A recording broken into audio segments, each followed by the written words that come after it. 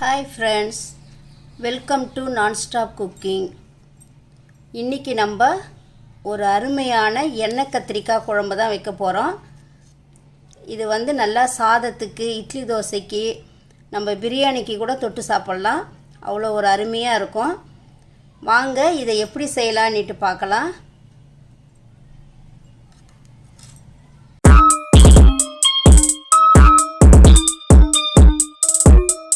இப்போ நம்ம இந்த எண்ணெய் கத்திரிக்காய் குழம்புக்கு ஒரு மசாலா வறுத்துக்கலாம். இதில் ஒரு டீஸ்பூன் எண்ணெய் விட்டுக்கலாம். இதில் அரை டீஸ்பூன் மிளகு, அரை டீஸ்பூன் சீரகம், 1/4 டீஸ்பூன் வெந்தயம் இதிலே போட்டுக்கலாம். ஒரு பெரிய வெங்காயம் ஒன்று அரிஞ்சிக்கலாம். இதில் போட்டுடலாம். அரிஞ்சு ஒரு 10 பல்லு பூண்டு, கருவேப்பிலை கொஞ்சம், இதை கொஞ்சம் நல்லா வதக்கிக்கலாம்.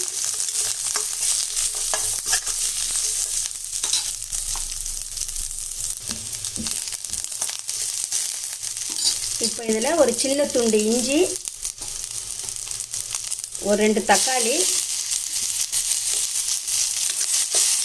இதெல்லாம் நல்லா வதக்கிக்கலாம்.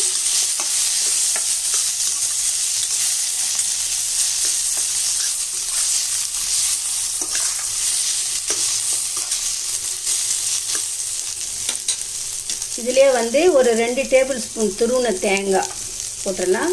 தேங்காய் ரொம்ப அதிகமாக போடக்கூடாது, நல்லா இருக்காது. இது 2 டேபிள் ஸ்பூன் போடுங்க.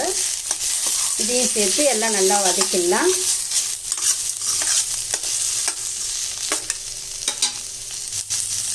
அவ்வளோதான், இது நல்லா வதங்கிடுச்சு. இப்போ நம்ம ஸ்டவ்வை ஆஃப் பண்ணிவிட்டு இது ஆறின பிறகு நல்லா மிக்சியில் அரைச்சிக்கலாம். இப்போ நான் இந்த எண்ணெய் கத்திரிக்காய் குழம்புக்கு 6 கத்திரிக்காய் எடுத்துகிட்டு இருக்கிறேன். இது நம்ம இது போல் நல்லா காம்பை மட்டும் கட் பண்ணிடணும். காம்பை மட்டும் இப்படி கட் பண்ணிடணும்.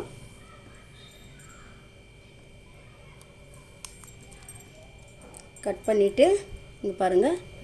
இப்போ நம்ம நல்லா இந்த பக்கம் கொஞ்சம் முக்கால்வாசிலே கட் பண்ணிக்கணும். ஃபுல்லாக கட் பண்ணக்கூடாது.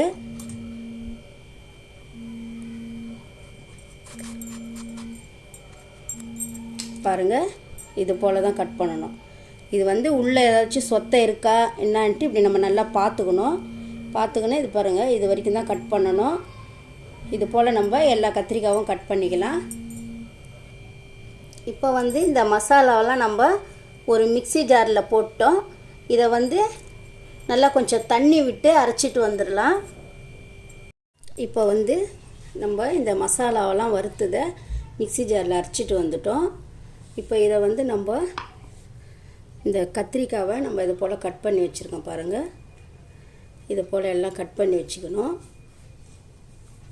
இதில் இப்போ நம்ம இந்த அரைச்ச மசாலாவில் கொஞ்சம் கொஞ்சம் இது உள்ளே இப்படி போட்டுக்கணும். நல்லா 4 பக்கமும் பாருங்கள், இப்படி நல்லா உள்ள மசாலா வச்சுக்கணும். கொஞ்சம் கொஞ்சம் இந்த மசாலா எல்லா கத்திரிக்காயிலையும் இதே போல் ஒன்று வச்சுக்கணும்.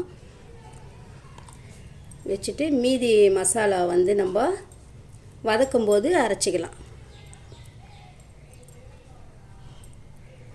பாருங்கள், இந்த போல் எல்லா கத்திரிக்காயிலையும் இதே மாதிரி இந்த மசாலாவை எடுத்து உள்ளே நல்லா தடவி வச்சிடணும்.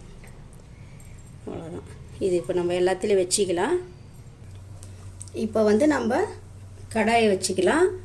இதில் நம்ம நல்லா ஒரு 3 டீஸ்பூன் எண்ணெய் விட்டுக்கலாம். இதுக்கு நல்லெண்ணெய் விட்டுக்கினா நல்லா டேஸ்ட்டாக இருக்கும். எண்ணெய் காயட்டும். இதில் ஒரு டீஸ்பூன் கடுகு, கொஞ்சமாக சீரகம். இப்போ இதில் ஒரே ஒரு வெங்காயம், ஒரு தக்காளி இதையும் போட்டு நல்லா வதக்கிடலாம்.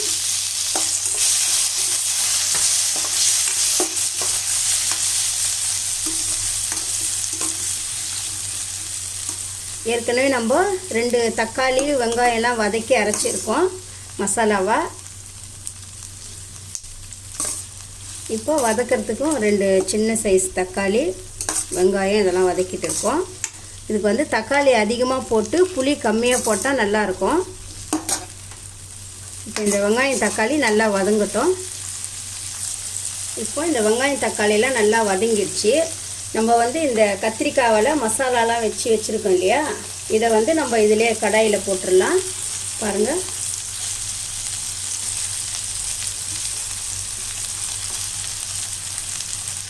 இதையும் நல்லா பொறுமையாக வதக்கணும். இந்த கத்திரிக்காய் வந்து இந்த எண்ணெயிலே நல்லா வதங்கணும்.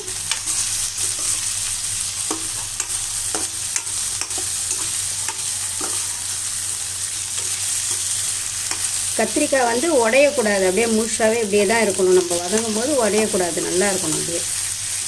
பாருங்கள், இது போல் நல்லா கொஞ்சம் நேரம் நல்லா வதங்கணும். இது இப்போ இந்த கத்திரிக்காய் நல்லா வதங்கிடுச்சு.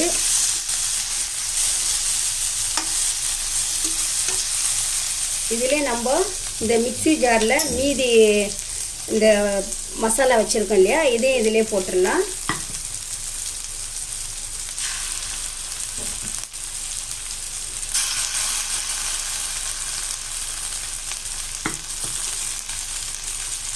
இதிலே போட்டு இதை நல்லா வதக்கிடலாம்.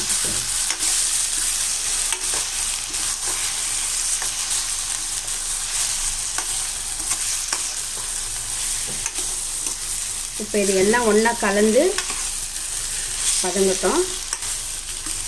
இது ஏற்கனவே நம்ம வதக்கி அரைச்சது தான், அதிகமாக வதக்க தேவையில்லை.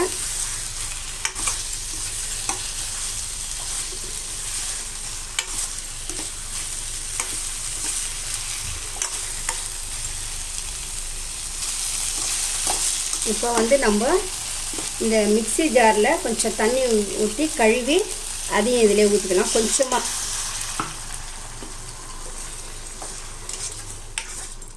இப்போ வந்து இது ஒரு நிமிஷத்துக்கு அப்படியே கொஞ்சம் கொதித்து வரட்டும். இதிலே இதில் வந்து நம்ம ஒரு 2.5 டீஸ்பூன் வீட்டில் அரைச்ச குழம்பு மிளகாத்தூள் போட்டுக்கலாம்.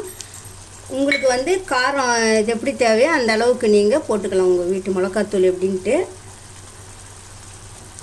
இப்போ மஞ்சள் பொடி கொஞ்சம் போட்டாச்சு. இது வந்து நல்லா கலக்கி விட்டுறலாம்.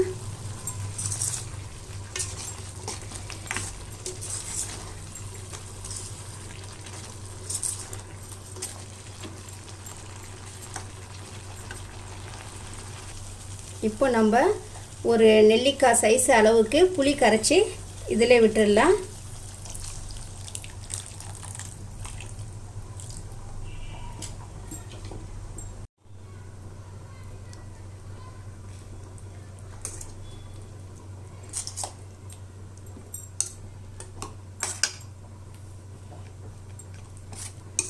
இப்போ இந்த புளி கரைச்சல் வந்து இதில் ஊற்றிருக்கோம். இதில் வந்து இப்போ நம்மளுக்கு எந்த அளவுக்கு தண்ணி வேணுமோ அந்த அளவுக்கு நம்ம ஊற்றிக்கலாம். இதில் இப்போ நம்ம இதில் தேவையான அளவுக்கு தண்ணி கொஞ்சமாக ஊற்றிக்கலாம்.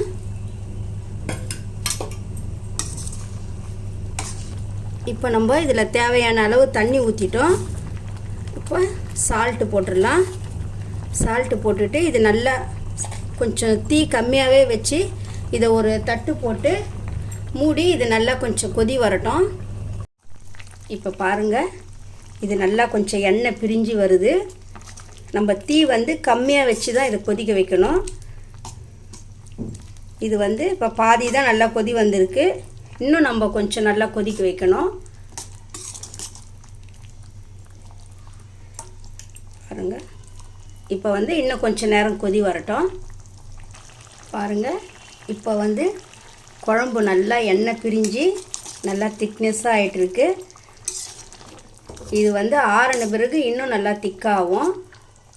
பாருங்கள், இந்த எண்ணெய் கத்திரிக்காய் குழம்பு நல்லா ரெடி ஆயிடுச்சு.